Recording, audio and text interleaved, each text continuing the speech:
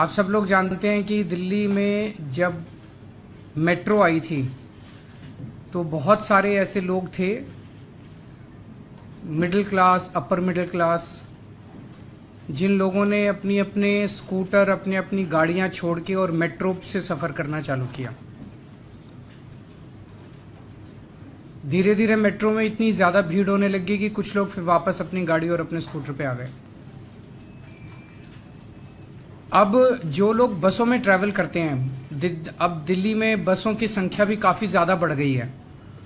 बसों में कोई बहुत ज़्यादा भीड़ नहीं होती जो हम लोगों ने अभी सर्वे कराया, लेकिन फिर भी एक लोगों के दिमाग में वो है कि बसों में आप देखेंगे अक्सर केवल लोअर मिडिल क्लास या लोअर क्लास के लोग, इकोनॉमिक क्लास के लोग ट्रैवल करते हैं।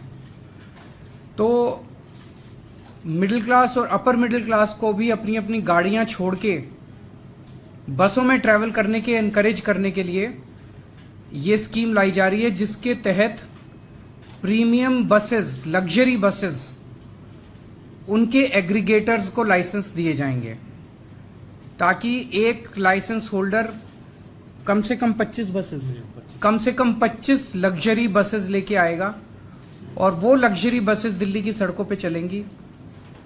ये लग्जरी बसेस सभी एयर कंडीशनड होंगी, कम से कम 9 सीट से ज्यादा होनी चाहिए, मतलब 9 सीट कम से कम। छोटी बस में 9 सीट होंगी, बाकी में बड़ी में और ज्यादा होंगी। इन बसों में वाईफाई होगा, जीपीएस होगा, सीसीटीवी होगा। स्टैंडिंग अलाउड नहीं होगी, हर एक को सीट मिलेगी और सीट भी डिजिटली मिलेगी। आप अपनी सीट, ऐप होगा हर एक उसका, और आप उनके ऐप पे जाके अपनी सीट बुक कर सकते हैं, जो सीट चाहें। जैसे हम एयरलाइंस में बुकिंग करते हैं वो सीट बुक कर सकते हैं। पेमेंट्स केवल डिजिटल होंगे और वहां पे बस के अंदर आपको टिकट नहीं मिल सकती। ऐसा नहीं कि बस रुक रुक के जाएगी, और आपको केवल डिजिटल पेमेंट्स होंगी और जहां से आप कहेंगे वहीं से आपको बस पिकअप करेगी। इससे हमें उम्मीद है, बिकॉज काफी अच्छी अंदर आरामदेह बस होगी, कंफर्ट होगा, डिफाइंड टाइम होगा चलने का, पहुंचने का। तो हमें उम्मीद है कि बहुत लोग अपनी गाड़ियां छोड़ के इन बसेस में आएंगे और इससे दिल्ली की यातायात व्यवस्था बेहतर होगी, ट्रैफिक कम होगा और एयर पोल्यूशन कम होगा।